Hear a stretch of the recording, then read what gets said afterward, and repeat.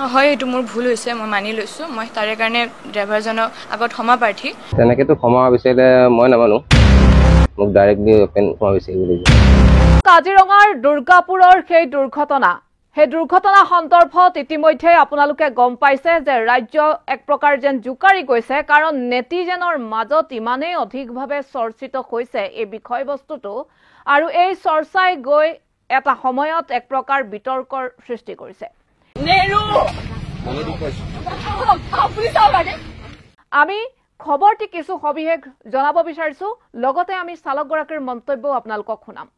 চালকগৰাকীয়ে কৈছে যে মোক ৰাজহুৱাকৈ বা অপেনলি এই যুৱতীগৰাকীয়ে ক্ষমা বিচাৰিব লাগিব। ইতিমধ্যে যুৱতীগৰাকীয়েও ক্ষমা বিচাৰিছে সমগ্ৰ ঘটনা সন্দৰ্ভত। তেওঁ আৱেগিক হৈ এই কথা কৈছিল বুলিও কৈছে বা এই কাম কৰি পাইছিল বুলিও কৈছে, কিন্তু সন্তুষ্ট হোৱা নাই বাছৰ চালকগৰাকী। দুৰ্ঘটনাটোৰ সন্দৰ্ভত সমগ্ৰ ৰাজ্যজুৰি চৰ্চা। বিভিন্নজনে কৰিছে যুৱতীগৰাকীক সমালোচনা, একাংশই কৰিছে সমৰ্থন, একাংশই বাছ চালকগৰাকীক কৰিছে সমালোচনা, একাংশই আকৌ বাছ চালকগৰাকীক কৰিছে সমৰ্থন। কিন্তু তেওঁ ইতিমধ্যে ৰাজহুৱাকৈ বুলিয়ে ক'ব লাগিব সংবাদ মাধ্যমত ক্ষমা বিচাৰিছে, মন্তব্য প্ৰদান কৰিছে। সংবাদ মাধ্যমৰ জৰিয়তে সমগ্ৰ ৰাজ্যবাসীৰ ওচৰতো যেন তেওঁ ক্ষমা বিচাৰিছে বা চালকগৰাকীৰ বা বাছ চালকগৰাকীৰ ওচৰতো ক্ষমা বিচাৰিছে।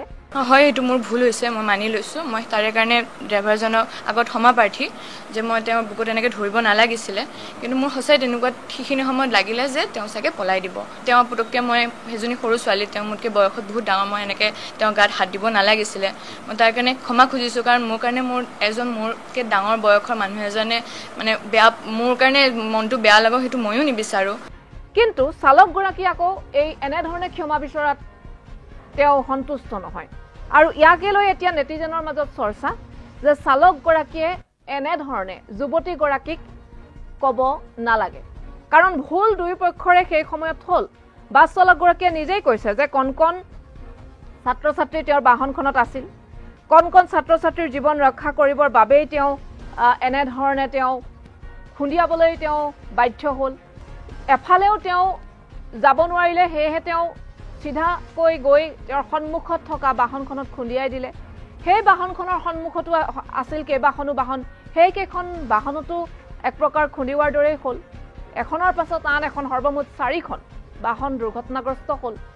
গতিকে এতিয়া সেই কথা চালকগৰাকীয়েও মানি ল'ব লাগিব। এয়া সচেতন মহলৰ মাজত সেয়া প্ৰতিক্ৰিয়াৰ সৃষ্টি হৈছে, আৰু বিভিন্নজনে সমালোচনাও কৰিছে এই খবৰটিক লৈ। কিন্তু চালকগৰাকীয়ে যি মন্তব্য আগবঢ়াইছে সেই মন্তব্যক লৈ বিভিন্নজনে আমাৰ কিছু সময়ৰ পূৰ্বে সম্প্ৰচাৰিত হোৱা এটা খবৰত তেওঁলোকে উল্লেখ কৰিছে যে বাছ চালকগৰাকীৰো যথেষ্ট ভুল আছিল, আৰু এই ভুলটোৰ কথা এতিয়া অধিকভাৱে চৰ্চিত হোৱা নাই। চৰ্চিত হৈছে যুৱতীগৰাকীয়ে তেওঁক কৰা ব্যৱহাৰৰ কথা। কিন্তু যুৱতীগৰাকীয়ে সেই সময়ত কি পৰিস্থিতিত থাকি এনেধৰণে ক'লে সেয়াও ভাবি চাব লাগে। এনেধৰণৰ কথা বা প্ৰসংগক্ৰমে উত্থাপন হৈছে। এতিয়া আমি আপোনালোকক চালকগৰাকীৰ মন্তব্যটো এবাৰ শুনাই ল'ম। চালকগৰাকীৰ মন্তব্য শুনি আপুনি কি ক'ব? আহি আছিলোঁ নবোদয় স্কুললৈ, নবোদয় স্কুলত ষ্টুডেণ্টলৈ। আহি থাকোঁতে মোৰ আগত 6-7খনমান গাড়ী আছিলে। গাড়ী থাকোঁতে আগৰ গাড়ীখনে খাৰা বেগ মাৰি দিলে। মই বলেনোখনত গৈ পেলাই খুন্দা মাৰিছোঁ। এইপিনে আপোনাৰ বাওঁ চাইডেও কাটিব নোৱাৰিলোঁ, ডাউন চাইডেও কাটিব নোৱাৰিলোঁ, কাৰণ ডাইৰেক্ট নামাৰিলে মোৰ স্কুলৰ ষ্টুডেণ্ট ক্ষতি হৈ যায়। সেইকাৰণে মই ডাইৰেক্ট গাড়ীখনতে খুন্দা মাৰিবলগীয়া হৈছে। তাৰ পিছৰ পৰিস্থিতি কি হৈছিল? পিছৰ পৰিস্থিতি যেতিয়া খুন্দা মাৰিলোঁ, তেওঁ বাপেকে গাড়ীত বলেনোৰ পৰা নামি আহি পেলাই মোক ষ্টাৰিঙৰ পৰা নমাব বিচাৰিছে। মই নমা নাছিলোঁ। পিছত তেওঁ জোৰ জবৰদস্তি নমালে, মই নামি আহিলোঁ। নামি আহি তেওঁ জীয়েকে মোক বুকুত থাপ মাৰি ধৰিলে। ধৰি পেলাই বাওঁ চাইডে ৰাস্তাত কাষত লৈ গৈছে। নি পেলাই তেওঁ ধৰি আছে বুকুত মোক। বহুত পাব্লিকে কৈছে যে বুকুৰ পৰা ইদক, ড্ৰাইভাৰজনক বুকুৰ পৰা ইদক। নাই, তাই কোনো পধ্যেই নামানে। মাকেও কৈছে, মাকক উল্টাত ধমকিয়াই দিছে যে নিৰোঁ মই। তাৰপিছত সাংবাদিক গ'ল, সাংবাদিক যোৱাৰ পিছতো সাংবাদিকেও কৈছে এৰিবলৈ, নাই তেওঁ নেৰে। পিছত পুলিচৰ মানুহ গৈছে, পুলিচৰ মানুহ যোৱাৰ পিছতে তেওঁ মোক বুকুৰ পৰা এৰিছে। তাৰপিছত পুলিচে মোক থানালৈ লৈ আহিছে। তাৰপিছত ছোৱালীজনীয়ে কিন্তু আপোনাক যেনেধৰণে ক্ষমা বিচাৰিব লাগিছিল, তেনেধৰণে ক্ষমা জানে কি ক'ব?